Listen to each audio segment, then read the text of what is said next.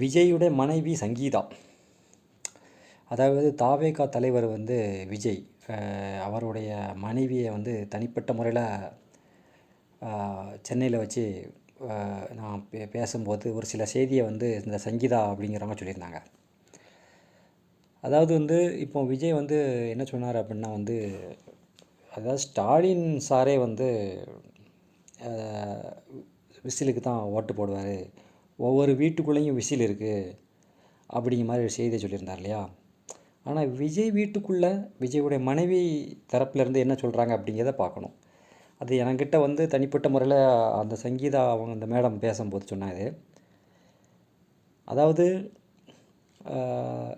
நீங்கள் யாருக்கு, நாங்கள் பேசிக்கிட்டு இருக்கும்போது நீங்கள் யாருக்கு வாக்களிப்பீங்க அப்படின்னு கேட்கும்போது அவங்க சொன்ன விஷயம் என்னென்னா, ஒன்று உதயசூரியனுக்கு, அப்படி இல்லைன்னா இரட்டலைக்கு, இந்த ரெண்டுக்கு தான் ஓட்டு போடுவேன், வாக்களிப்பேன், அதான் சரியாக இருக்கும் அப்படின்னு சொல்லி சங்கீதா அவங்க சொன்னது.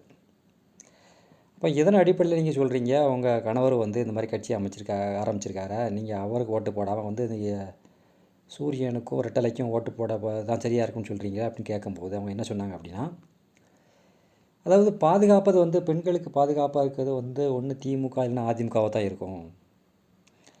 அது இவரை வந்து நம்ப முடியாது, எப்படி விஜயை வந்து நம்ப முடியாது. இப்போ ஷூட்டிங் பாட்டிலே வந்து அதிகமாக வந்து தான், அதாவது ஒரு இருக்கும்போது அந்த காலகட்டத்திலே வந்து த்ரிஷா கூட நடிக்க போயிடுவார் அப்படிங்கிற மாதிரி.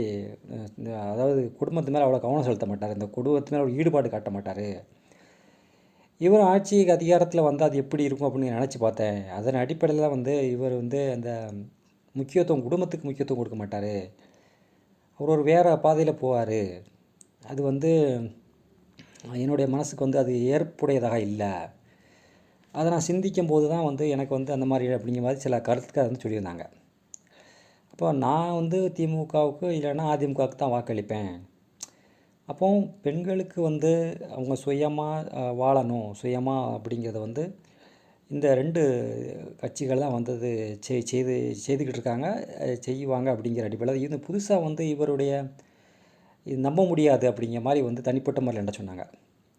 ஆனால் இது வந்து இதை பற்றி வந்து அவங்கள்ட்ட கேட்கும்போது அவங்க அழுத்தமாக சொன்னது விஷயமே இதுதான், சரியா. அப்போ அவங்க வீட்டுக்குள்ளே வந்து அப்போ விஜயோட வீட்டுக்குள்ளே வந்து அவருடைய வாக்கு யாருக்கு போகுது அப்படிங்கிறது வந்து அவருடைய மனைவியே வந்து சிலப்போ திமுகவுக்கோ இல்லை அதிமுகவுக்கோ தான் வாக்களிக்க போகிறாங்க. அப்படிங்கும்போது மக்கள் எப்படி வாக்களிப்பாங்க, அது வந்து ஒரு குற்றச்சாட்டாக சொன்னாங்க. அதாவது பெண்கள் மேலே ஒரு அக்கறை கிடையாது, சும்மா ஒரு பேருக்கு தான் வந்து ஒரு காட்டுவார் விஜய், ஆனால் உண்மையிலே அக்கறை இருக்கா